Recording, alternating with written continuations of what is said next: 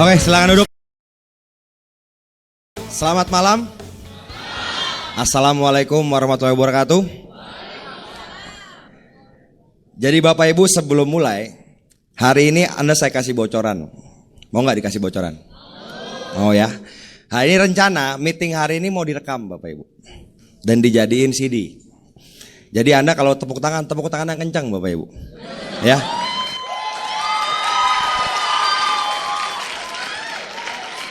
Kalau Anda ketawa yang ngakak yang kencang, sekencang-kencangnya ya. Jadi nanti kalau CD-nya keluar Bapak Ibu, Anda bisa bilang ke downline Anda, itu gue udah jadi pembicara CD katanya. Di mana itu? Pas awal-awal sama menit kesekian, itu ketawa gua itu, gitu kan. Nah. Oke? Nah, saya mau nanya ke Anda Bapak Ibu, siapa di antara Bapak Ibu yang mau menjadi bintang 8 Excel? Oke. Semuanya pengen Bapak Ibu ya, bintang 8 Excel. Dan saya selalu senang kalau bicara di pertemuan bersyarat seperti ini. Ini core person meeting, orang inti. Jadi ini orang-orang inti yang menggerakkan Tiansi dengan sistem Unicore di Bandung adalah Anda semua hadir di ruangan ini. Saya yakin kalau ruangan ini ya kita kunci sebulan Bapak Ibu, kita nggak keluar-keluar sebulan di sini. Saya yakin omset Tiansi Bandung ngedrop Bapak Ibu, mungkin hilang karena Anda yang bikin omset, betul nggak kira-kira? Oke, nah tadi saya tanya semua orang angkat tangan, ingin bintang 8 Excel. Artinya Excel itu kan berarti punya 4 kaki yang stabil, yang core leader. Bisnisnya udah mulai masuk ke bisnis yang stabil. Excel Bapak Ibu. Bayangin gak? Coba Bapak Ibu bayangin dulu. Kalau Anda sudah di peringkat Excel dan benar-benar bukan cuman core leader, tapi core leader bertumpuk-tumpuk ke bawah. Tiap tahun Anda keluar negeri gratis dari Unicore.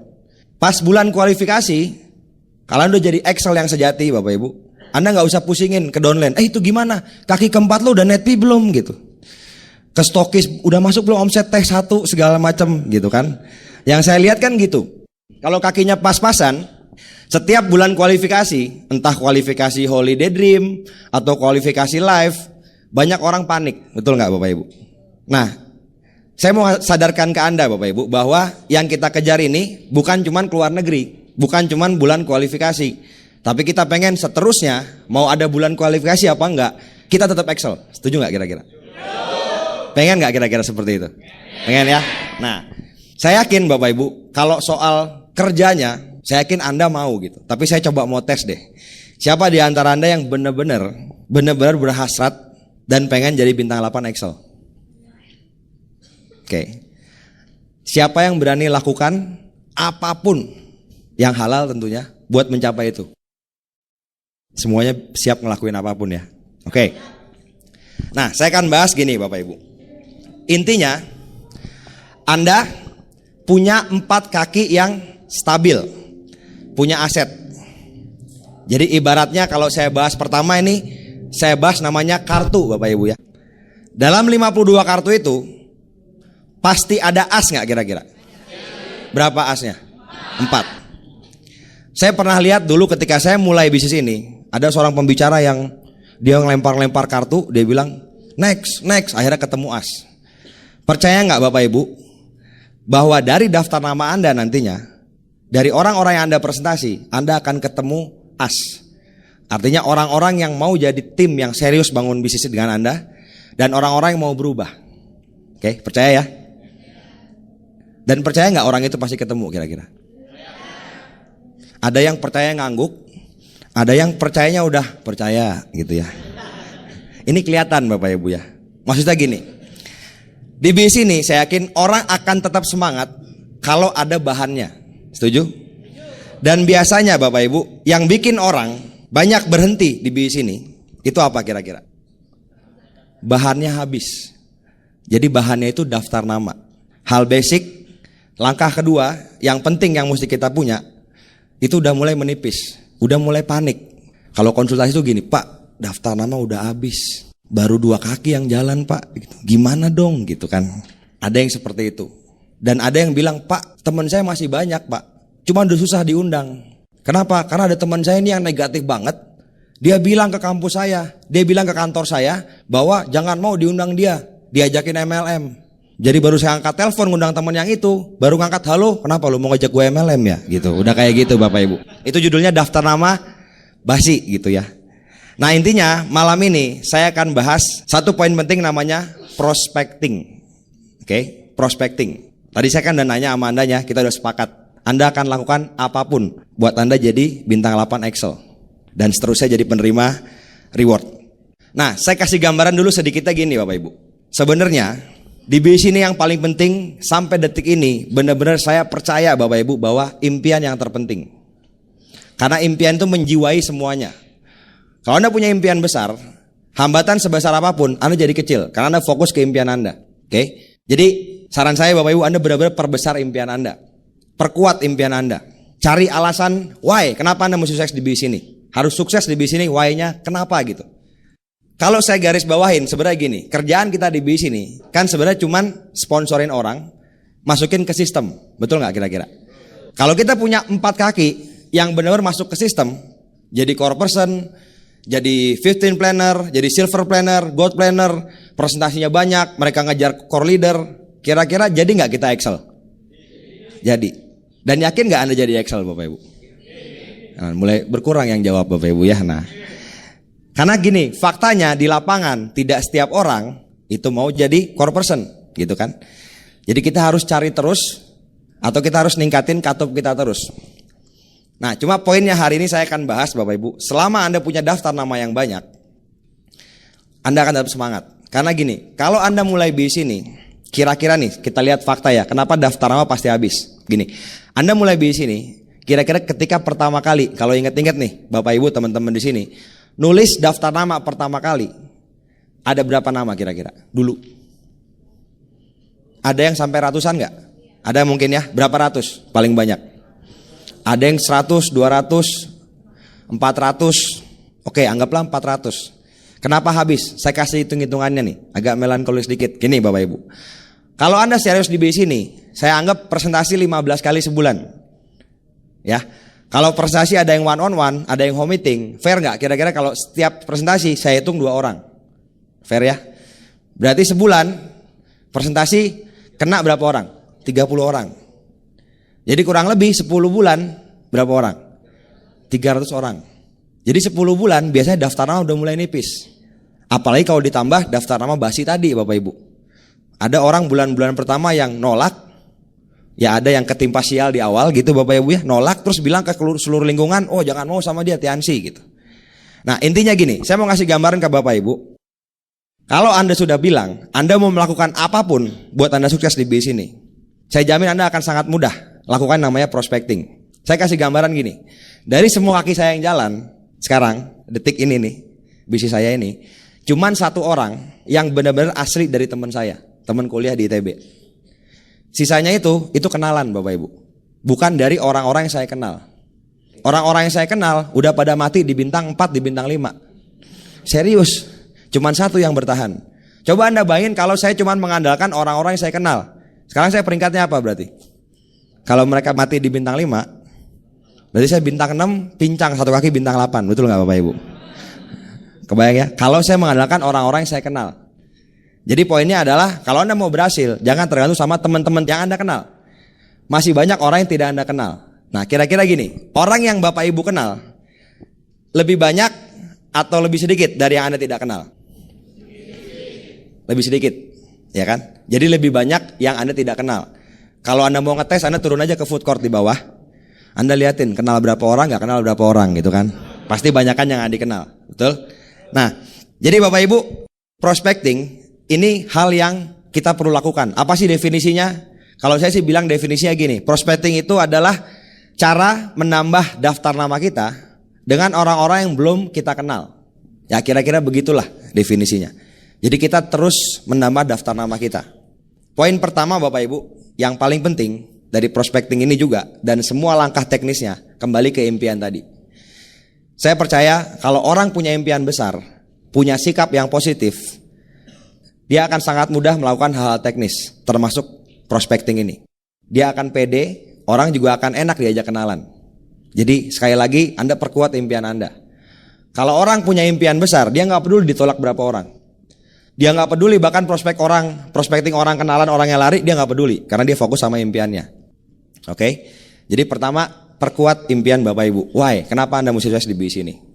Lalu yang kedua Bapak Ibu, ketika Anda mau melakukan prospecting, poinnya Anda berpakaian yang pantas. Pantasnya dalam arti gini, sesuai sama lingkungannya gitu. Nggak harus jas pakai dasi. Misalnya Anda lagi di Pantai Kute di Bali. Kira-kira kalau Anda, saya mau prospecting, pakai jas, pakai dasi, kira-kira aneh nggak malah Bapak Ibu? Malah aneh kan gitu. Di sana orang pakai celana pendek, nggak pakai sendal bahkan gitu. Jadi Anda berpakaian yang ya sesuai sama lingkungannya. Tapi juga perlu Bapak Ibu berpakaian yang pantas dalam hal ini gini. Dulu saya, sebelum saya menjalankan bisnis ini, kan saya nggak punya pakaian yang rapi nih ceritanya. Baju belel, celana tambah bau, tambah saya suka gitu kan. Nah ketika saya menjalankan bisnis ini, itu kan sering tuh naik pesawat kemana-mana gitu kan. Dulu saya kalau naik pesawat bisa pakai celana pendek, sendal jepit, bisa pakai kaos gitu doang Bapak Ibu. Tapi sekarang ya demi kalau saya kenalan sama orang, biar saya dianggap Bapak Ibu. Oke, biar saya dianggap, ya saya pakai celana jeans, ya pakai sepatu gitu saya biasanya. Kenapa saya melakukan itu? Karena balik lagi, saya mau sukses di bisnis ini. Kalau jalan saya menuju sukses harus dengan saya melakukan prospecting yang banyak. Saya akan lakuin itu apapun. Makanya saya nanya ke Anda tadi, mau ngelakuin apapun gak buat jadi bintang 8 Excel kira-kira? Mau ya? Oke. Jadi kembali tadi, berpakaian yang pantas. Karena gini, banyak orang bilang, Pak yang penting kan hatinya Pak gitu. Ya memang hati penting. Cuman kira-kira gini, kalau orang baru ketemu Anda, baru sekali ketemu, dia langsung bisa menerawang hati Anda gak kira-kira? Wah ini walaupun keringetnya bau, walaupun batanya ada beleknya, tapi saya tahu hatinya baik. Kira-kira bisa nggak kayak gitu? Nggak bisa Bapak Ibu ya. Jadi kesan pertama itu penting juga, oke? Supaya juga Anda tambah pede juga. Jadi yang kedua itu Bapak Ibu. Terus poin selanjutnya Bapak Ibu, Anda banyak senyum aja pokoknya. Banyak senyum. Ini juga terus terang. Kekurangan saya dulu, bukan kekurangan ya. Jadi gini, saya itu dulu SMA ya gitulah, biasa bakbuk sama orang gitu ya. Kuliah lebih parah lagi. Di teknik geologi itu waktu di ITB, waktu saya kuliah itu didoktrin. Geologi ini kita sedikit, cuma 60 orang. Dibandingin jurusan lain ada yang 200, 250, kita sedikit. Tapi kita pasti menang kalau berantem. Kita pasukan khusus, kayak gitu Bapak Ibu. Serius. Ini serius didoktrin seperti itu. Dari 60, 4 orang cuman cewek. Ya, 4 orang cewek, itu pun agak nggak jelas cewek atau bukan gitu Bapak Ibu ya. Jadi kebayang nggak? Yang sisanya 66 orang itu sebenarnya kurang kerjaan gitu. Mau pacaran nggak ada ceweknya di situ kan gitu. Akhirnya ya itu salah satu kegiatan kita yang kita isi itu yaitu olahraga Bapak Ibu ya. Olahraga mukul pipi gitu, olahraga gitu. Nah dulu saya didoktrin nih, serius nih, saya di ITB didoktrin. Kalau ada yang melototin lagi. Kalau dia lebih melotot, samperin. Tanyain maunya apa, kalau perlu langsung gampar aja gitu. Ini serius nih. Saya pernah Bapak Ibu, waktu itu saya habis rambutnya gondrong, dibotak. Udah tahun kedua bener. Gara-gara saya dibotak, kayaknya disangka anak baru. Ada mahasiswa ngeliatin saya gitu, nyolot gitu Bapak Ibu. Saya ngeliatin, saya samperin langsung saya gampar. Beneran ini Bapak Ibu. Sebelum saya tiansi loh Bapak Ibu. Jadi pada takut donein saya nih Bapak Ibu ya.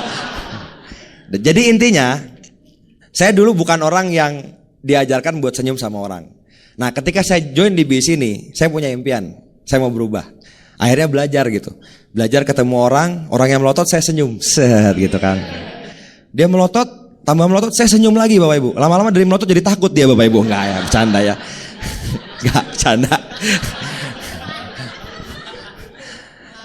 Jadi gini, ini poin penting bener. Senyum Bapak Ibu, kalau Anda senyum sama orang, kayaknya 99% orang itu balas senyum Anda, betul gak? Apalagi di Indonesia, orangnya ramah-ramah.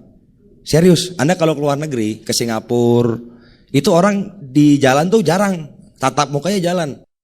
Masing-masing tuh pegang buku, dengerin Walkman, nggak ada yang bisa nyapa-nyapa di jalan gitu. Di Indonesia nih kita lebih mudah kalau kenalan sama orang. Anda senyum sama orang, cobain senyum yang tulus Bapak Ibu. Nggak peduli bentuk gigi Anda seperti apa, serius saya, nggak peduli Anda bentuk mukanya seperti apa. Kalau Anda senyumnya tulus pasti bagus. Dan orang pasti balas senyum balik ke Anda. Oke, itu udah bisa namanya jadi pembukaan.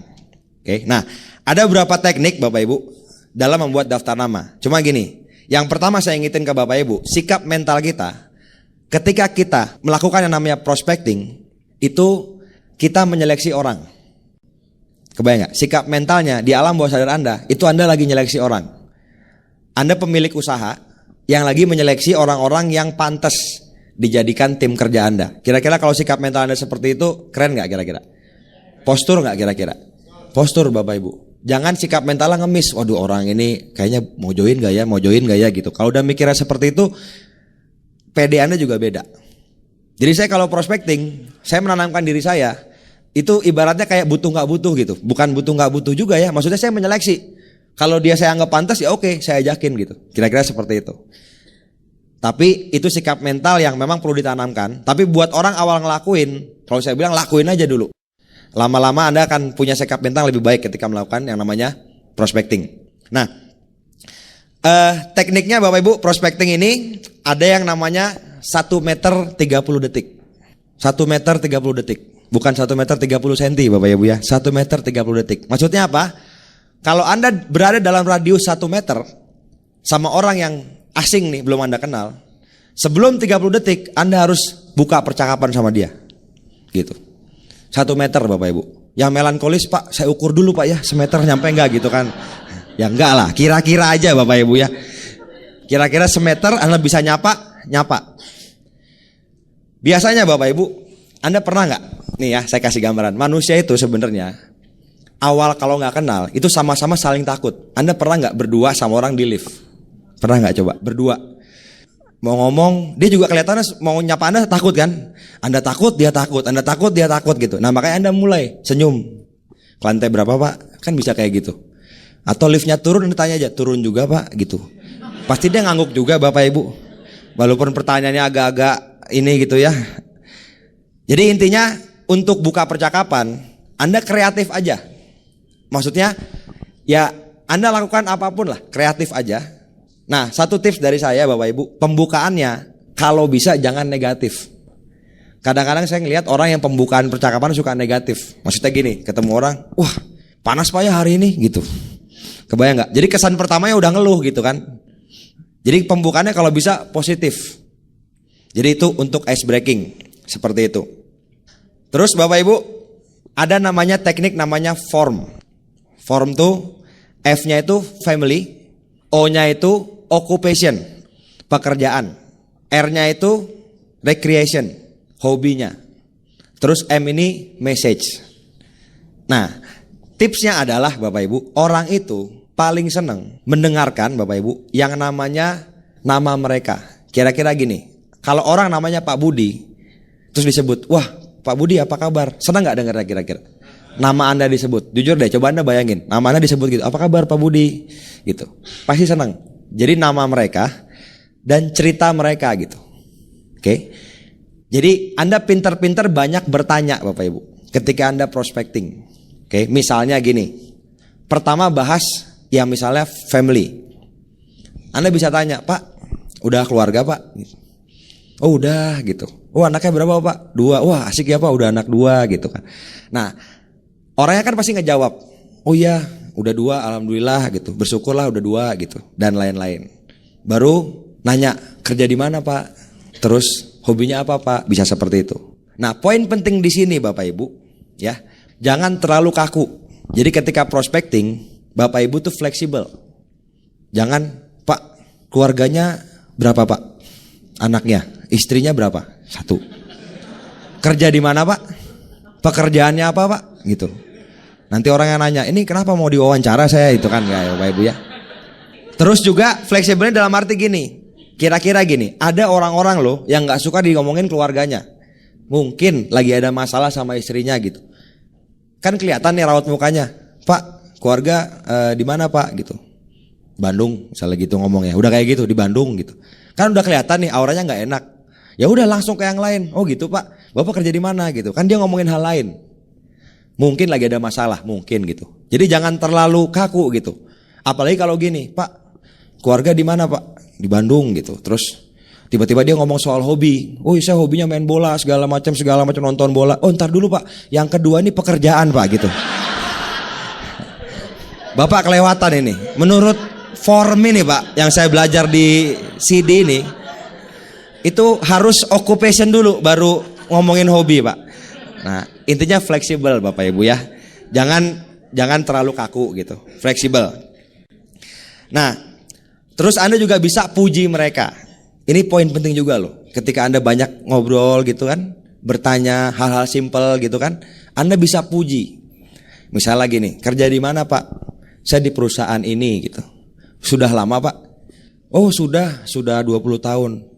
Kalau gitu saya langsung puji biasanya. Wah, udah enak dong Pak ya posisinya, udah 20 tahun, pasti udah nyaman di sana gitu. Orang kalau digituin biasanya gimana ngomongnya? Oh enggak, sibuk di sana. Gitu-gitu aja, langsung dapat poin saya. Sibuk, gajinya gitu-gitu aja, mantap 1 gitu ya gitu. Tapi disimpan Bapak Ibu ya. Jangan tiba-tiba sibuk, makanya Pak saya ada tiansi gitu ya. Jangan juga Bapak Ibu ya. Simpan dulu, simpan Bapak Ibu. Jadi Anda puji, banyak-banyak puji gitu. Biasanya orang kalau dipuji dia ngerendah gitu. Nah kalau dihina itu biasanya malah emosi gitu. Jadi jangan kerja di mana Pak? Saya pegawai. Ngapain jadi pegawai Pak? Menurut Robert Kiyosaki Pak gitu ya. Wah. Nggak jadi prospecting Bapak Ibu itu jadinya ya. Jadi intinya Anda banyak puji mereka. Orang tuh kalau dipuji senang. Terus gini, Anda juga kalau puji bener-bener mujinya tuh tulus. Jangan muji gara-gara emang niat cuman gimana ya. Mujinya tuh basa-basi. Betul. Cuman basa-basi. Jadi Anda ketahuan misalnya nih, Anda asal ngomong gitu, udah ketahuan dia rambutnya lagi kayak abis ke salon rusak gitu kan. Wah rambutnya bagus sekali ya Bu ya gitu kan. Itu kan kayak menghina gitu jadi jatuhnya kan. Betul nggak? Atau orangnya gendut dibilang, Pak Bapak kurus sekali gitu kan. Nah itu kan ya muji sih memang gitu. Cuma kan jadinya ngehina gitu. Jadi pujian juga harus tepat biar orangnya seneng gitu kan. Seperti itu. Oke. Nah intinya Bapak Ibu kreatif. Ketika Anda lakukan prospecting ini kreatif. Dan satu hal nih, poin penting Bapak Ibu ya, poin penting nih. Tidak tergantung sama personality. Anda tahu personality plus kan? Banyak orang yang jadiin itu alasan malahan. Udah baca nih, melankolis begini, koleris begini, terus plekmatis begini, sanguin begini. Terus udah tahu, saya ternyata plekmatis melankolis gitu. Saya ternyata orangnya damai, gak suka keramaian gitu ya, gak biasa nyapa orang, jadi saya gak bisa lakuin prospecting gitu. Justru Anda pelajarin buku itu bukan buat menjadikan itu alasan, tapi Anda tahu kelebihan Anda di mana dan kelemahan Anda bisa diperbaikin gitu. Bukan tiba-tiba yang plekmatis berusaha jadi sanguin Bapak Ibu, atau yang melankolis berusaha ngelucu Bapak Ibu. Karena kalau melankolis awalnya maksain ngelucu biasanya garing Bapak Ibu ya. Tapi lama-lama justru orang ketawa karena garingnya itu, nggak apa-apa juga sih sebenarnya ya. Tapi intinya tidak tergantung personality. Saya kasih gambaran gini deh. Pekerjaan Anda di Tiansi ini jadi apa kira-kira? Jadi apa Bapak Ibu? Pembangun jaringan ya, network builder. Anda mau membangun aset di sini. Oke. Nah, untuk membangun aset, tadi kita udah bahas perlu banyak daftar nama. Dan kita udah bahas daftar nama akan habis. Kalau Anda perlu ngelakuin prospecting supaya Anda berhasil, mau nggak ngelakuin itu kira-kira? Mau, ya harus mau kalau Anda mau berhasil di sini, karena ini profesi kita. Contoh gini deh, petinju. Petinju profesinya ngapain? Bertinju. Pakai sarung tangan, mukul orang. Petinju, pertanyaan saya, ada yang plekmatis nggak? Ada nggak kira-kira? Ada pasti. Tapi kan bukan gara-gara saya plekmatis mukul orangnya pok gitu kan, enggak kan Bapak Ibu. Atau saya sanguin mukul orangnya gitu kan enggak juga Bapak Ibu kan. Atau petinjunya melankolis, saya harus ukur nih sudut hidungnya nih 20 derajat, diukur gitu kan, enggak Bapak Ibu kan. Jadi intinya balik lagi, prospecting ini enggak berhubungan sama personality gitu. Apapun Anda mau melankolis, mau koleris, mau plekmatis, mau sanguin, ya Anda harus bisa ngelakuin ini gitu. Karena tadi Anda bilang apapun Anda mau ngelakuin. Oke? Dan ini sederhana, tiap orang bisa Bapak Ibu. Oke? Nah, satu hal lagi Bapak Ibu. Ini banyak hal nih, poin pentingnya Bapak Ibu ya. Ketika Anda prospecting, tadi tips paling penting Anda banyak bertanya, banyak gali. Biarin dia yang cerita. Ini tipsnya. Biarin dia yang cerita gitu. Pak, rumah di mana? Saya dengar-dengar, bisa dia jawab di situ. Enak ya Pak, saya dengar-dengar rumah di situ. Kayaknya kompleknya asri gitu. Ya lumayan sih, gini-gini. Dia cerita segala macam. Dia cerita misalnya soal kerjaannya, dia cerita soal hobinya. Kalau memang nyambung, ya. Kalau emang nyambung, dia cerita bola, Anda kebetulan suka bola, ya bisa ngobrol gitu kan. Oh iya Pak, bener nih Barcelona tuh hebat banget dan lain-lain gitu kan. Tapi kalau Bapak Ibu, kalau Anda memang nggak tahu apa yang diomongin, jangan sok-sok tahu gitu Bapak Ibu ya. Misalnya dia bilang, iya itu Lionel Messi tuh hebat. Iya Pak, bener Lionel Messi tuh hebat. Kan itu tandemnya Michael Jordan Pak ya gitu Pak. Kalau sok tahu gitu ya Bapak Ibu, nggak tahu bola sama sekali ikut-ikut ngomong gitu ya. Ya kalau misalnya pas hobinya nyambung, ya udah ngobrol aja gitu. Tapi hati-hati juga yang sanguin Bapak Ibu. Kadang-kadang yang sanguin Bapak Ibu itu ngobrol keasikan. Iya bener Pak, mantep, gitu kan. Setengah jam aja. Terus tiba-tiba bapaknya, saya duluan dulu ya pergi. Bengong aja ya. Pergi kan saya mau minta daftar nama tadi buat minta teleponnya gitu. Cuman ngomong bola, orangnya pergi. Bengong aja. Kebayang nggak Bapak Ibu? Jadi jangan lupa juga yang sanguin gitu. Jadi intinya tipsnya gitu, banyak bertanya. Yang paling penting Bapak Ibu, Anda lakuin aja. Serius deh, lakuin aja. Jangan kebanyakan mikir. Gitu. Saya punya downline juga gitu, ada yang melankolis nih. Mikir Bapak Ibu. Dia bilang, saya tuh nyamperin orang Pak, kayaknya bagus. Saya berdiri di sebelahnya, saya pikirin gimana ya kalimat pembukanya yang pas ya. Saya pikir, dia jalan Pak, hilang gitu kan. Nah, intinya Bapak Ibu, Anda lakuin aja gitu. Sekarang gini deh, resiko paling besar apa sih kira-kira? Ditolak. Kalau ditolak juga nggak apa-apa, nggak kenal ini Bapak Ibu, betul nggak? Anda begini ngomong gitu terus dianya, oh sorry Pak nggak mau gitu kan misalnya gitu. Ya udah biarin aja, nggak kenal ini, nggak bakal ketemu lagi, ya kan?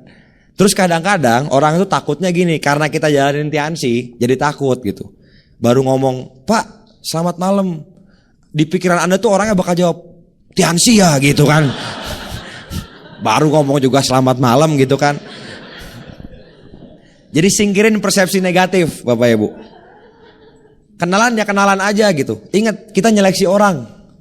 Kalau orang nyeleksi orang kira-kira pede gak? Lagi wawancara, wah ini orang ini pantas gak saya ajak kerjasama? Kan pede ngomongnya Bapak Ibu. Tapi bukan sombong juga, tapi pede gitu ngomongnya. Intinya seperti itu. Oke, jadi sikap Anda penting juga. Nah, prospecting ini Bapak Ibu, Anda perlu lakukan kapanpun Bapak Ibu. Ya, kapanpun, dalam kondisi apapun. Menurut saya seperti itu. Itu penting. Kapanpun, dalam kondisi apapun, dan dimanapun. Saya cerita tadi ya, pembukaan awalnya tadi. Saya di bisnis ini punya banyak kaki yang hasil prospecting.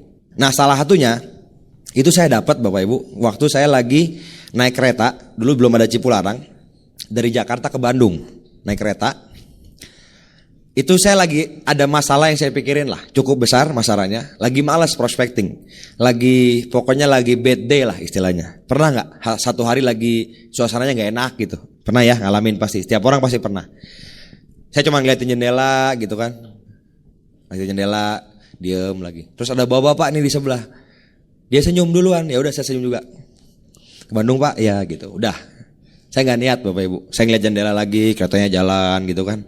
Sekitar 15 menit, nggak tahu saya nengok lagi, dia senyum lagi, saya senyum lagi gitu. Dalam hati saya, ini orang mau diprospek nih gitu ya. Serius. Akhirnya ya udah, saya samperin gitu, ngobrol-ngobrol sedikit, kan agak berisik. Akhirnya saya duduk sebelahnya, bawa bapak, gitu. Nah prospecting ini Bapak Ibu, gini Bapak Ibu, prospecting tadi kan yang kita bahas pertama ngomongin family, occupation, recreation. Kalau misalnya tidak mungkin kan, Anda tinggalkan yang terakhir, yang namanya message. Oke. Tapi kalau misalnya memungkinkan, langsung hajar di tempat. Maksudnya presentasi gitu ya. Nah waktu itu, kan ke Bandung dulu naik kereta tuh 2 jam 50 menit. Sempat gak buat presentasi kira-kira? Sempet banget waktunya. Akhirnya saya bilang, tinggal di Bandung, iya. Waktu itu saya masih kuliah. Sambil kuliah Pak, saya ada usaha yang saya jalankan. Oh usaha apa gitu? Kebetulan kerjasama sama perusahaan asing, buka jalur distribusi di Indonesia. Kebetulan saya megang kunci-kuncinya di Bandung gitu. Asik ya usahanya. Iya sih Pak. Dan kebetulan memang lagi cari rekan-rekan kunci gitu. Dah mumpung di kereta nih Pak, terbuka nggak buat peluang? Saya tembak gitu aja langsung. Toh nggak kemana-mana juga dia kan. Tadi balik lagi, kalau Anda pede, orang juga kan pengen tahu gitu kan. Jadi Anda harus pede sama bisnis ini. Kalau ditanya apa bisnisnya? Ya kecil-kecilan lah Pak bisnisnya gitu kan. Kalau kayak gitu juga orang udah malas dengernya gitu. Terbuka nggak buat peluang? Nggak, malas saya kalau kecil-kecilan kan gitu jawabnya nanti. Akhirnya saya presentasiin tuh pakai flip chart. Saya inget tuh malam, sekali-kali yang saya naik kereta itu mati lampu Bapak Ibu. Lagi saya presentasi, mati lampu. Petugasnya bagian lilin. Udah nanggung kan, Pak nanggung nggak Pak, saya terusin aja. Iya, pakai lilin saya presentasi. Serius pakai lilin presentasi. Nggak join waktu itu. 2 hari kemudian saya follow up di rumahnya, dapat nomor telepon, dia cukup tertarik di Antapani situ. Saya follow up, join bintang 2. 2 kali home meeting sama saya janjian nggak ada yang datang. Terus dia bilang, wah saya nggak bakat di bisnis ini. Dah selesai. Setahun setengah kemudian tiba-tiba ada nomor telepon nggak dikenal, nelfon saya gitu. Saya angkat. Sebenarnya pertanyaan paling saya sebel nih pas saya angkat itu. Wah Rul, apa kabar? Baik, ini siapa? Dengan Taufik yang waktu itu kenalan di kereta, yang dulu banget. Oh iya ingat. Pertanyaannya saya sebel lagi nih. Rul, masih di Tiansi nggak katanya? Saya bilang gitu ya. Itu saya sebel banget Bapak Ibu. Kenapa? Pertanyaan itu soalnya sama aja Anda dokter ditanya, gimana Pak, masih dokter nggak gitu. Jadi ibaratnya orang tuh banyak anggap Tiansi ini pekerjaan cuman setahun 2 tahun gitu. Padahal saya tahu ini akan jadi aset gitu. Cuman saya nggak marah sama dia. Kok pertanyaan lu sebel banget sih gitu. Enggak. Saya cuma jawab masih. Kenapa? Ini kebetulan ada temen ini pulang dari kapal. Pengen tahu soal Tiansi. Katanya dia di kapal dengar gitu soal Tiansi. Jadi dia nanya-nanya ke gue jadi inget lu katanya. Oh gitu. Ya udah ketemuin aja. Saya ketemu di KFC situ. Presentasi. Pas waktu itu malamnya OPP di sini. Datang ke sini nih ke BTC. Datang ke OPP. Join orangnya, dan di bawah orang itu sekarang ada bintang 7 Bapak Ibu. Nah bintang 7 itu kalau saya bilang ya, karena ada 1 bintang 7 di situ, itu salah satu hal yang bikin saya dapat pesawat. Nah Anda bayang nggak butterfly efeknya Bapak Ibu? Kan mungkin bilang, wah asik ya dapat kaki bintang 7, nggak diapa-apain jalan gitu, orang positif. Nah pertanyaannya, kalau saya nggak kenalan sama orang di kereta pas hari lagi bete itu, saya kenal nggak sama temennya? Nggak kenal. Saya kenal nggak? Saya dapat bintang 7 nggak? Enggak. Mungkin saya nggak dapat pesawat gitu. Jadi dapat pesawat ditentukan sama hari di kereta itu. Kebayang nggak kira-kira?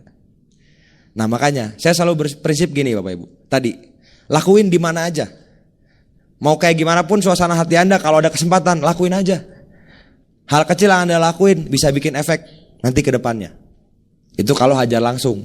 Tadi saya ada yang kelupaan. Kalau nggak bisa hajar langsung, waktunya memang kira-kira waktunya tuh terbatas gitu ya. Anda kasih message terakhirnya. Message-nya juga pakai postur kalau bisa gitu. Misalnya nih ke seorang bapak. Saya bisa bilang gini, Pak, udah ngobrol, dia kan pasti nanya juga, kerjanya apa Pak gitu. Oh iya Pak, saya kebetulan ngembangin satu konsep usaha, kerja sama perusahaan dari Cina. Apa Pak usahanya? Salah satunya kita alat-alat kesehatan. Oh Alkes ya, ke rumah sakit gitu katanya. Ya bisa juga ke rumah sakit, bisa ke pribadi gitu. Kan orangnya tambah bingung, antara bingung sama tertarik sebenarnya Bapak Ibu ya gitu. Nah, cuman saya sengaja bikin kayak gitu. Begitu kayak gitu saya bilang, Pak, ini kan kayaknya obrolannya kalau dilanjutin bisa panjang nih Pak. Kapan-kapan kira-kira terbuka nggak? Kalau saya butuh rekan-rekan lagi. Nah, ketika kita prospecting, kalau bisa Anda tangkap kelebihan dia apa. Misalnya orangnya kelihatan omongannya cerdas gitu. Anda kasih message ke situ gitu. Pak, saya tadi ngobrol sama Anda dari tadi. Saya langsung kepikir Bapak tuh cerdas sekali loh gitu. Saya butuh orang-orang seperti Bapak nih. Kira-kira Bapak kalau buat peluang terbuka nggak? Ini kartu nama saya gitu. Jadi poin pentingnya yang selanjutnya, punya kartu nama Bapak Ibu. Itu poin penting juga. Anda buat kartu nama. Sekarang gini deh. Bikin kartu nama berapa? 25. Mungkin ada yang mahasiswa langsung bilang, ya kartu nama Pak, mahal Pak. Udah aja pakai kertas lah gitu kan, nama ini gitu, atau di handphone ya. Balik lagi Bapak Ibu, kalau Anda bikin kartu nama, itu membuat Anda lebih profesional. 25.000 isinya berapa? 100, satu berapa? 250. Modal 250, dia join bintang 3, dapat 485.000 Bapak Ibu. Kebayang nggak? Balik modalnya tuh beribu-ribu kali lipat Bapak Ibu. Jadi nggak usah, sayang lah bikin kartu nama. Bikin Anda profesional juga. Saya tuh kalau udah mau keluar kota apa kemana, saya selalu nyiapin kartu nama tuh minimal 10 di dompet saya. Minimal tuh, karena saya tahu bakal bagi-bagiin kartu nama. Kan saya mau nyeleksi orang. Nggak semuanya saya kontak loh. Nggak semuanya saya kontak. Yang saya anggap ini pantas aja gitu. Tapi itu kalau udah kebanyakan daftar nama Bapak Ibu. Kalau masih dikit ya jangan nggak semuanya dikontak gitu ya. Kalau udah kebanyakan nggak apa-apa gitu. Nah intinya gitu. Anda kasih message. Balik lagi tadi kasih message. Pak, saya butuh orang-orang cerdas kayak Bapak nih. Kira-kira kalau Bapak terbuka buat peluang, ini kartu nama saya. Kapan-kapan saya hubungin ya Pak. Mungkin 1-2 hari lagi. Tapi ini kalau kita butuh orang lagi loh Pak. Oh, oke. Ingat Pak ya, Ruli Pak, sip gitu. Saya kayak gitu Pak. Jadi ketika saya nelpon, orangnya udah nunggu, udah tahu gitu. Pak, halo dengan siapa? Halo Pak, ini dengan Ruli. Oh iya, apa kabar Mas Ruli gitu. Atau Pak Ruli gitu. Kayak gitu. Orangnya udah tahu gitu. Message-nya seperti itu. Balik lagi tadi, poin saya adalah Anda mesti pede. Anda mesti punya impian yang kuat. Kalau misalnya Anda kurang pede Bapak Ibu, ya jadinya gitu deh. Jadinya kayak orang juga ngelihat aura Anda juga auranya nggak meyakinkan gitu. Kebayang nggak? Orang tuh bisa ngerasain loh. Kalau Anda pede, Anda semangat, orang juga dikontak mau gitu. Jadi tadi jangan lupa kasih message ya. Kasih message. Terus selanjutnya Bapak Ibu, balik lagi. Saya tuh di BIS ini selalu mencari ketidaknyamanan. Ini satu hal yang dari dulu saya lakuin. Jadi gini, saya percaya di BIS ini kita berkembang. Dalam semua hal, dalam setiap aspek. Dan kalau kita merasakan ketidaknyamanan, disitulah kita lagi berkembang. Ngerti kan poinnya? Saya dulu sengaja kayak misalnya nyari calon frontline. Saya nyari orang-orang yang saya takut kalau ketemu. Saya minta bapak saya, Pak, punya temen gak yang punya perusahaan? Sengaja saya telepon, Om, saya anaknya Pak ini Om. Kemarin ketemu sama Bapak, nanya-nanya, katanya Om kan punya perusahaan Om. Saya ini lagi belajar bisnis Om. Saya butuh nih orang-orang kayak Om yang udah sukses, saya mau belajar. Boleh gak ketemu gitu? Boleh ketemu, datang, namanya juga anaknya temennya kan. Ketemu, saya suruh nunggu di depan sekretarisnya, nunggunya deg-degan, yang punya perusahaan di gedung mewah di Jakarta. Saya ketemu, saya presentasi, dia gak join. Tapi detik itu saya tahu, saya udah naik peringkat gitu dalam diri saya, kebayang gak? Saya berani ketemu orang-orang kayak gitu. Berikutnya ketemu orang kayak gitu, lebih berani gak kira-kira? Lebih berani, karena udah saat kedua. Dan di situ saya ketemu ketidaknyamanan. Nah maksud saya, Anda juga seperti itu gitu. Dalam hal prospecting juga seperti itu. Saya tuh sering sengaja Bapak Ibu mencari hal yang membuat saya tidak nyaman. Pokoknya saya ngelakuin apapun deh gitu.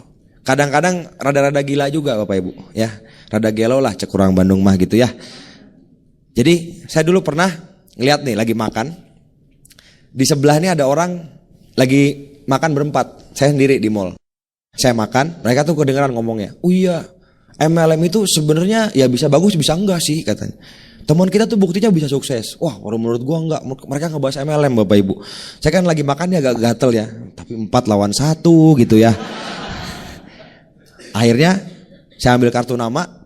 Beneran saya ambil kartu nama 4. Saya datangin. Ini lagi makan nih. Pak, selamat siang Pak gitu. Kaget kan berempat. Siapa nih gitu tiba-tiba. Saya gak sengaja tadi dengar Pak. Saya makan di sebelah. Kan bahas soal MLM. Kebetulan saya pelaku Pak di BIS MLM. Kalau Bapak kira-kira kapan-kapan terbuka, boleh gak saya sharing Pak? Pengen sharing aja sama Bapak gitu. 2 orang kasih kartu nama. 1 general manager, 1 manager Bapak Ibu. Nah yang GM itu ketemu saya minggu depannya. Terus join, terus jadi bintang 4 Bapak Ibu. Tepuk tangan dong buat Anda.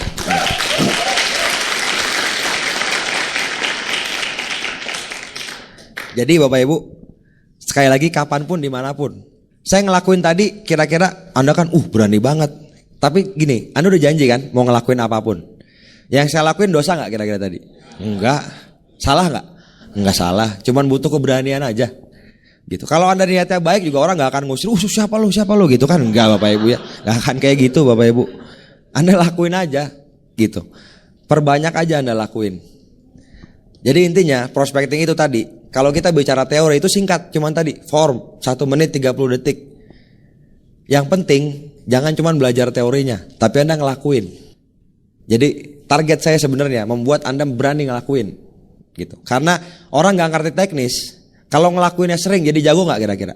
Jadi jago Bapak Ibu. Kalau orang yang kepinteran belajar terus nggak pernah ngelakuin, jago nggak kira-kira?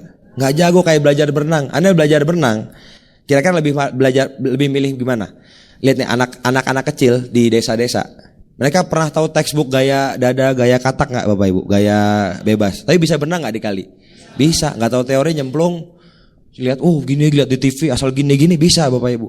Kalau orang di kolam renang internasional baca textbook berenang, gaya bebas, tangan harus diputar gitu kan, dihafalin di meja gitu. Gaya bebas harus gini, dihafalin sama dia tekniknya. Gaya katak, tangan kakinya harus gini, dia di kursi sambil duduk sambil gini-gini praktekin tapi di kursi. Dia udah hatam tuh, udah hafal buku gimana gaya berenang. Ketika dia nyemplung pertama kali, bisa berenang nggak kira-kira? Nggak bisa Bapak Ibu. Sama juga di sini. Ilmu yang Bapak Ibu dapat di CD, di Netpi, di pertemuan-pertemuan, di buku, itu semuanya banyakkan psikologi terapan, di mana Bapak Ibu harus nerapin. Semakin sering Anda nerapin, akan semakin jago. Oke, jadi tadi balik lagi, saran saya, Anda lakuin aja yang banyak prospecting. Jangan dibatasin, just do it gitulah. Lakuin aja yang banyak. Oke. Nah, saya mau cerita sedikit nih. Akhir-akhir ini, detik-detik ini saya juga banyak ngelakuin prospecting Bapak Ibu. Itu emang niatnya mau bangun kaki baru gitu. Mau bangun kaki baru. Sebenarnya dari awal saya di sini, itu emang saya begitu tahu, ada namanya prospecting. Dan mulai daftar nama saya udah mulai habis, saya ngelakuin. Jadi saran saya ke Anda lakukan sebelum daftar nama Anda habis. Kalau Anda lakuin dari awal, ketika daftar nama Anda masih banyak, terus banyak yang nolak, tapi daftar nambah terus, kira-kira semangatnya bertahan nggak kira-kira? Bertahan. Ibaratnya sedia payung sebelum hujan. Jangan nunggu hujan dulu gitu. Anda lakuin aja. Nah, kita bicara sedikit lah, tips-tips lagi kalau tempat. Tadi kan saya bilang di mana aja ya prospecting. Di mana aja prospecting. Cuma memang ada beberapa tempat yang mudah untuk Anda prospecting dan bisa rame-rame juga. Saya dulu sering sama grup-grup saya waktu saya masih kuliah di Bandung, itu sengaja menyempatkan waktu prospecting bareng juga gitu. Di mana? Dulu di stasiun kereta Bapak Ibu. Tuh di situ stasiun kereta. Kita masuk kan bayar peron 2.000. Ya kan? Masuk 2.000. Masuknya udah bayar nih. Jadi dari masuk tuh udah bayar 2.000, mesti dapat prospek. Mentalnya udah begitu Bapak Ibu. Cuman 2.000 padahal. Iya, tapi jadi mental seperti itu gitu. Kita berlima, berempat, terus janjian, banyak-banyakan dapat kartu nama yuk. Sejam lagi ngumpul di sini. Yang kartu namanya paling dikit naktir makan gitu. Siap gitu kan. Jadi kayak menyenangkan gitu Bapak Ibu. Akhirnya kita nyebar, banyak-banyakan dapat kartu nama. Mesti dapat kartu namanya Bapak Ibu ya gitu. Tapi jadi menyenangkan gitu. Sejam tuh ada yang dapat 10, ada yang dapat 5. Tapi jadinya kita udah melakukan itu gitu. Bisa di situ, di yang namanya di stasiun. Atau paling gampang tempat prospecting ini di perjalanan. Itu udah paling gampang deh. Oke. Jadi bersyukurlah Anda yang belum punya mobil Bapak Ibu. Yang belum punya kendaraan pribadi gitu ya. Ada hal-hal yang bisa Anda manfaatin gitu. Kalau mikir positifnya, yang punya Mercy nggak bisa prospecting Bapak Ibu. Bisa juga sebenarnya kalau cuci mobil gitu ya. Saya cuma menghibur Anda aja ini hari ini sebenarnya gitu. Cuma intinya gini, di angkot, di mana-mana itu tempat prospecting paling bagus loh. Serius saya. Saya pun sering naik angkot. Pak Seno dulu pernah naik angkot nggak Pak? Pak Seno pernah naik angkot Bapak Ibu. Anda kebayang nggak? Kalau Anda naik angkot, ada kemungkinan Anda ketemu seorang kayak Pak Seno, penerima BMW. Jadi jangan remehin Bapak Ibu. Prospek Anda di perjalanan gitu. Saya pun seperti itu. Saya sering di perjalanan tuh benar-benar saya memang prospecting. Dan saya sering prestasi di tempat. Prospecting paling bagus loh. Serius saya. Saya pun sering naik angkot. Pak Seno dulu pernah naik angkot nggak Pak? Pak Seno pernah naik angkot Bapak Ibu. Anda kebayang nggak? Kalau minta sama si tempat check-in ya, Mbak duduknya di tengah ya gitu. Kan orang biasanya minta di pinggir apa di gang. Saya di tengah Bapak Ibu. Kenapa? Biar prospeknya 2 Bapak Ibu, kiri kanan gitu. Begitu kanan diajak ngobrol gini-gini, orang yang ngantuk tidur, yang kiri saya sikat Bapak Ibu. Serius gitu. Tadi balik lagi, apapun loh, saya mau lakuin buat sukses. Anda mau nggak kira-kira? Kira-kira seperti mau nggak kira-kira? Oke. Nah, di rumah sakit bisa juga tempat prospecting yang bagus. Kalau bisa jangan yang rumah sakit menular Bapak Ibu ya. Tapi kalau rumah sakit, ya rumah sakit yang kayak Boromius gitu, Anda datang aja ke sana. Saya dulu sering itu, kan seberang kampus saya. Pulang kampus sore, udah berempat gitu. Tapi nggak mencolok banget, dulu kan pakai jaket himpunan, buka jaketnya gitu, jangan bareng-bareng ketahuan banget, udah berlima, warnanya sama gitu kan. Kayaknya modus operandi banget gitu kan. Jadi kita buka pakai kaos gitu kan, ada yang pakai meja, duduk aja. Saya pernah tuh duduk, ketemu ibu-ibu di rumah sakit gitu kan, ketahuan dia lagi sakit. Saya nanya, Bu, udah lama nunggu Bu? Udah lama. Sakit ya Bu ya? Iya deh sakit gitu. Sakit apa? Ini saya jantung, udah lama nih, udah bertahun-tahun. Saya biarin dia cerita aja, gali soal penyakitnya, cerita. Terakhiran saya ngomong, Bu, ini saya tuh bisnis obat Cina, tapi sih niat saya sih kalau bisa bantu ibu, produknya itu bagus banget Bu. Soalnya kenapa saya cerita? Soalnya saya punya banyak kenalan yang sakit jantung sampai di ring itu bisa sembuh Bu, pakai produk ini. Ibu kira-kira terbuka nggak kalau kapan-kapan saya ceritain soal produknya? Kalau ngomongnya gitu ibunya terbuka nggak kira-kira orang? Terbuka Bapak Ibu. Dapat nomor telepon, prospecting juga judulnya, ya kan? Di rumah sakit bisa gitu. Jadi banyak tempat lah kalau Anda mau gitu. Kalau Anda mau, daftar nama Anda nggak akan pernah habis. Tidak akan pernah habis, serius. Selalu akan ada terus daftar nama. Coba bayangin gini aja deh. Misalnya di satu perusahaan, tiap tahun ada penerimaan pegawai baru nggak? Ada, ribuan yang masuk. Di Bandung nih, kota pelajar, tiap tahun berapa puluh ribu mahasiswa masuk di sini baru kira-kira. Banyak Bapak Ibu. Itu daftar nama semua tuh. Dari semua mahasiswa itu, saya yakin ada yang bisa jadi bintang 8. Asal Anda mau nyarinya gitu. Sikap mentalnya tuh kayak gitu. Oke. Terus pede Bapak Ibu. Kadang-kadang saya lagi prospecting, ada orang yang bisa nebak juga. Maksudnya nebak langsung, begitu ngomong-ngomong dikit, Mas bisnis apa? MLM ya? Nah saya digituin Bapak Ibu. Kan banyak orang kalau digituin, oh enggak Pak, bukan ini ngomongnya udah langsung gelagapan gitu ya. Saya kalau digituin, Mas MLM, betul Mas, tahu Tiansi nggak? Saya langsung gitu, saya tantangin gitu. Dia langsung mundur gitu kan. Beneran saya pernah kayak gitu. MLM ya, bener tahu Tiansi nggak? Saya gitu. Oh tahu sih, pernah dengar katanya bagi-bagi mobil. Iya kebetulan saya udah terima gitu. Langsung muka. Sekali-kali bisa kayak gitu Bapak Ibu ya. Tapi nggak bisa duplikasi Bapak Ibu, ya kan? Soalnya yang bisa duplikasi cuma Pak Seno sama Bu Linda di sini Bapak Ibu. Yang mahasiswa saya udah terima, dari mana? Dari orang tua saya Pak. Oh itu mah bukan reward gitu ya. Nah, tapi intinya sekali-kali di level ini saya menikmati prospecting kalau orangnya agak-agak gimana, atau saya lagi moodnya agak belagu dikit gitu ya. Ya saya prospecting model serabutan aja gitu. Saya dari kemarin, dari beberapa bulan lalu, itu banyak ketemu orang. Saya ketemu orang, minta nomor telepon, ketemu orang, kasih kartu nama, ketemu orang, kasih kartu nama. Dari sekian banyak itu, saya presentasi, ada yang CD-nya dipinjemin hilang, nggak bisa dikontak lagi, ada yang proposalnya dipinjemin nggak balik-balik. Sama nggak kayak Anda? Sama ya? Pernah ngalamin CD hilang? Sama ya. Berarti got lain berikutnya Bapak Ibu ya. Nah, saya cuma ngasih gambaran gini, sampai detik ini, kalau saya tetap mau ngejar peringkat yang selanjutnya, Diamond 1, Diamond 2 masih panjang loh. 5 kaki bintang 8 lagi yang saya butuhin buat jadi ini 5 Diamond. 6 ya Pak, 6 kaki bintang 8 lagi, setengah juga belum Bapak Ibu. Saya masih ngelakuin sampai detik ini Bapak Ibu. Kalau selama saya mau ngejain bisnis ini. Jadi kalau Anda nanya ke upline Anda atau ke orang lain, pasti, Pak sampai kapan Pak saya prospecting presentasi? Selama Anda di bisnis ini, Anda ngelebar terus, Anda cari orang-orang inti terus, selama Anda mau ngejar peringkat lebih dalam lagi, lebih jauh lagi gitu. Oke. Sampai detik ini pun saya ditolak orang prospecting. Kalau dulu nolaknya gini, kalau dulu waktu saya mulai awal-awal nolaknya, lu buktiin dulu lu sukses, baru deh gue ikutan gitu kan. Bapak buktiin dulu Bapak sukses, baru saya ikutan. Sekarang juga ditolak, nolaknya gini, kalau lu emang dari dulu bakat, lu bisa, kalau gue nggak bisa gitu kan, sama juga nolak judulnya, betul nggak Bapak Ibu? Jadi ditolak tuh saya sampai sekarang saya ngalamin gitu.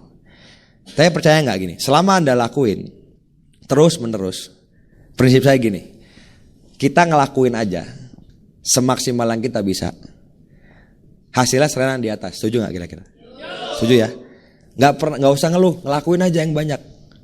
Prospecting, kenalan sama orang A, B, C, kenalan dimanapun kenalan. Kadang-kadang banyak hal-hal tidak terduga yang terjadi. Serius, saya prospecting orang dengan cara yang benar, maksudnya dengan teorinya.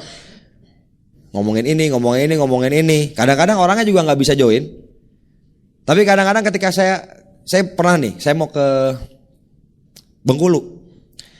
Kondisinya saya lagi ngantuk Bapak Ibu. Tidurnya baru bentar. Sebelum masuk pesawat kan biasanya kita di lounge. Lounge tuh kan pakai kartu kredit gitu kan. Bisa, saya tuh kartu kreditnya kan platinum, bisa bawa 1 orang lagi. Nah, pas saya mau bayar, bapak di sebelah saya ini kartu kreditnya tuh macet, nggak bisa, decline gitu kan. Saya cuman bilang, Pak, pakai punya saya aja Pak, bisa 1 orang lagi gitu. Makasih ya Pak, seneng kan dia Bapak Ibu. Tapi saya memang terus terang lagi malas prospecting gitu. Maksudnya lagi nggak usah panjang-panjang lah ngobrol, lagi malas basa-basi gitu. Dia nanya mau kemana? Ke Bengkulu Pak. Sama dong, semangat dia Bapak Ibu. Ke Bengkulu, iya sama Pak, ke Bengkulu. Mau ngapain? Digituin ya. Saya bilang, saya lagi malas basa-basi. Mau Tiansi Pak, mau seminar gitu. Tiansi, saya udah pernah dengar tuh, tapi saya nggak tahu. Pengen tahu dong Pak. Saya bilang kok serius Bapak Ibu, ini kejadian. Kejadian kayak gitu. Akhirnya saya presentasi sambil saya mau ngantuk. Tadinya saya mau tidur, mau ngantuk-ngantuk tuh di lounge, nggak jadi. Saya buka laptop, presentasi gitu. Akhirnya sampai di Bengkulu, nginepnya hotel sebelahan, ketemu malamnya. Terus saya follow up malamnya. Malamnya saya follow up, saya ngundang downline saya bintang 5 di sana. Pak, malam ini saya mau follow up orang, datang dong ke hotel. Mau nonton nggak? Mau Pak, 2 orang datang. Lihat saya follow up, join bintang 2 gitu. Habis join bintang 2 sih nggak jalan Bapak Ibu. Tapi poin pentingnya saya ngelakuin itu. Dan downline saya ngelihat, downline saya tuh terekam di ingatan mereka. Pak Ruli datang ke sini, prospecting orang di pesawat, closing bintang 2. Saya nggak usah ngomong, maksudnya saya nggak ngomong, dia pun udah tahu maksud saya itu apa gitu. Saya ngomong, saya cuma bilang, gua 2 hari ini dapat bintang 2, masa lu nggak bisa gitu kan, gitu aja Bapak Ibu. Sesimpel itu. Dan tapi saya nggak usah ngomong gitu. Dia tuh ngelihat sendiri gitu. Jadi intinya kalau Anda ngelakuin seperti itu, grup Anda juga nggak usah dimotivasi, termotivasi gitu. Dulu soalnya yang saya ingat ketika saya bintang 7 ke Lampung sama Pak Naga. Pak Naga itu pembicara vision seminar di Lampung. Yang Pak Naga lakuin persis seperti yang saya lakuin. Dia ngundang saya ke kamar hotel, ntar ngobrol di kamar aja kata Pak Naga. Pas lagi datang, ini gue lagi nunggu orang juga kata Pak Naga. Siapa Pak? Tadi kenalan di pesawat. Orangnya datang di presentasi, saya ngeliat sendiri tuh Pak Naga presentasi orang itu. Terus ada tiket VS nggak Pak Ruli? Ada. Dia bilang, Pak besok ada vision seminar kata Pak Naga. Ini bagus sekali Pak. Kebetulan pembicaranya saya kata Pak Naga gitu. Itu sampai sekarang kerekam di otak saya loh. Wah gila nih pembicara VS, baru datang prospek orang presentasi, gila saya bilang. Itu terekam di otak saya gitu. Jadi balik lagi, prospecting tuh Anda lakuin aja. Nanti grup Anda ngikutin duplikasi. Apa hal baik yang Anda lakuin, itu duplikasi setengah loh. Ada teorinya gitu. Kalau hal jelek duplikasi 2 kalinya. Gitu. Jadi intinya Anda lakuin aja prospecting. Dan balik lagi, saya sekarang detik ini terus prospecting. Dan keajaiban terjadi. Banyak keajaiban terjadi, serius. Saya barusan dapat frontline di tempat saya tinggal sekarang di Jakarta. Itu ada tempat fitness. Sebenarnya fitnessnya jarang saya Bapak Ibu. Makanya badannya nggak kayak Pak Rizky Bapak Ibu ya gitu. Fitnessnya cuma niatnya datang keringatan bentar pergi lagi gitu. Sama nyari prospek niatnya gitu. Nah waktu itu juga gitu. Saya lagi ngumpul di depan, pas mau pulang ada orang tiba-tiba ngomong, Mas, Mercy-nya Mas? Iya. Tahun berapa? Mahal pasti ya nih ya? Enggak, gratis saya bilang gitu. Langsung gitu. Dari mana Mas? Tiansi saya bilang. Udah peringkat tinggi pasti ya. Ini kartu nama saya Mas. Dia yang ngasih Bapak Ibu. Karena pede Bapak Ibu. Serius dia ngasih. Nih saya sales mobil Mas, siapa tahu butuh mobil. Ya sip kata saya gitu. Terus saya cruise. Ini kejadian benar, saya cruise. Pulang dari cruise, saya bilang Mas, yang kemarin tuh saya pengen banget ngobrol sama Mas nih. Gitu. Bisa gak ketemu gitu.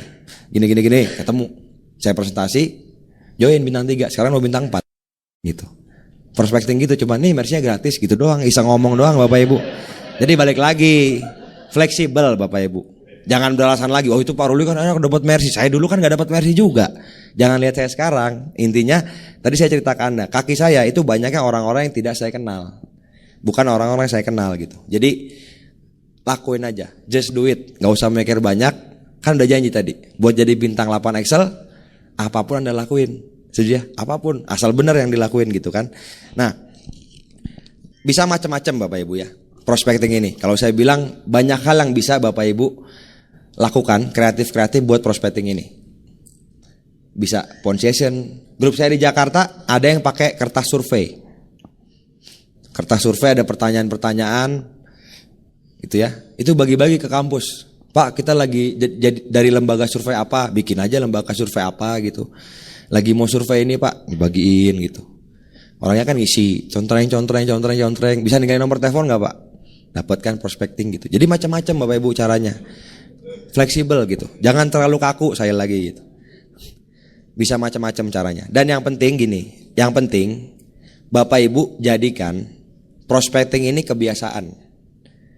Jadiin kebiasaan. Kalau sudah jadi kebiasaan, ya. Kalau sudah jadi kebiasaan, Anda ngelakuin tuh udah kayak minum air di pagi hari. Udah kayak Anda gosok gigi di pagi hari. Itu kalau jadi kebiasaan. Anda kalau misalnya pagi-pagi berangkat ke kampus, berangkat ke kantor, terus sampai kantor lupa gosok gigi. Oke, kira-kira begitu nyadar gimana? Wah langsung Anda, ada yang nyangkut gak ya gitu kan? Ada cabai gak nih gitu, nyari kaca langsung gitu kan? Atau nyari spion mobil langsung kan gitu. Pokoknya kaca deh, langsung nyari gitu kan. Nah sama juga, kalau Anda, itu kalau jadi kebiasaan. Anda kalau misalnya pagi-pagi berangkat ke kampus, berangkat ke kantor, terus sampai kantor lupa gosok gigi. Oke, kira-kira begitu nyadar gimana? Gitu kan? Kalau udah jadi kebiasaan. Dan sekali lagi, fitrahnya kita ini masuk makhluk sosial. Jadi Anda gak usah mikir rumit-rumit soal prospecting. Intinya gini deh, Bapak Ibu waktu pertama kali masuk kuliah, kenal gak sama orang-orang? Terus jadi kenal. Pertama masuk kantor, kenal gak sama teman-teman kantor? Enggak, terus jadi kenal. Kenapa? Itu alamiah.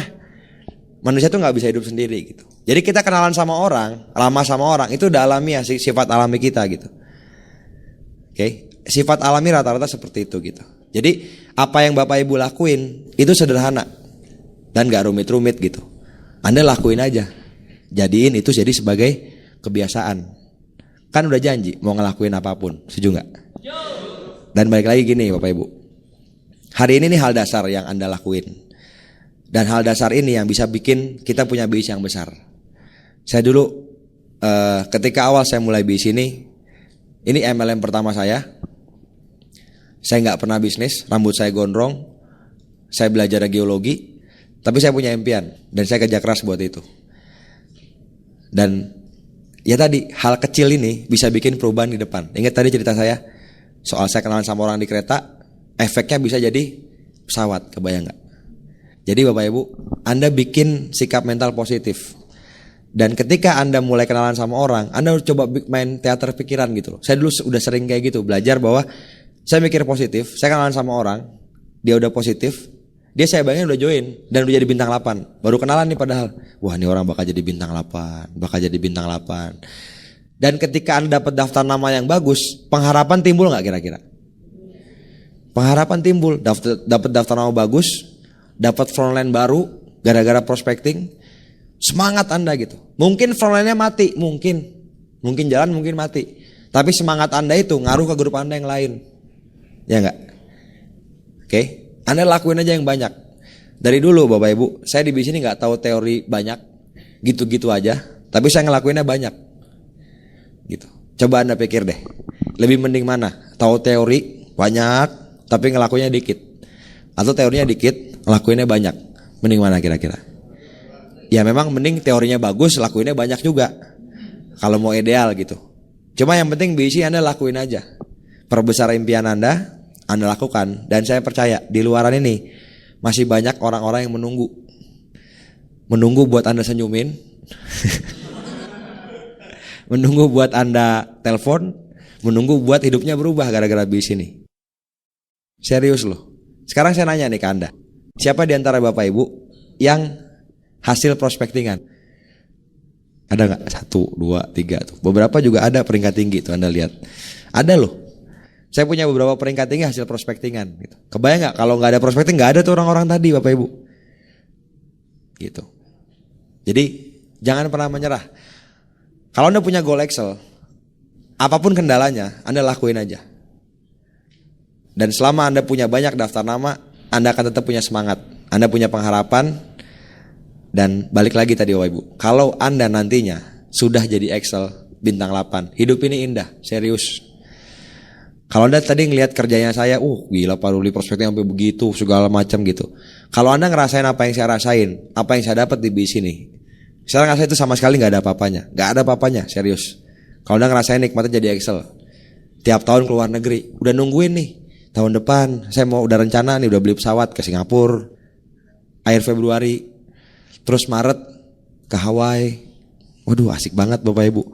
Terus nanti ke Korea Selatan gitu. Yang gak Excel ke Korea Utara gitu kan. Siapin rudal di sana gitu. Cuma intinya gini loh, kehidupan yang saya alamin sekarang itu benar-benar luar biasa loh, bener. Jadi percaya sama saya, Anda lakuin aja apa yang harus Anda lakuin. Gak usah kebanyakan mikir, banyak ketemu orang. Tambah terus daftar nama Anda. Dan saya tunggu Anda punya sukses. Selamat malam. Assalamualaikum warahmatullahi wabarakatuh.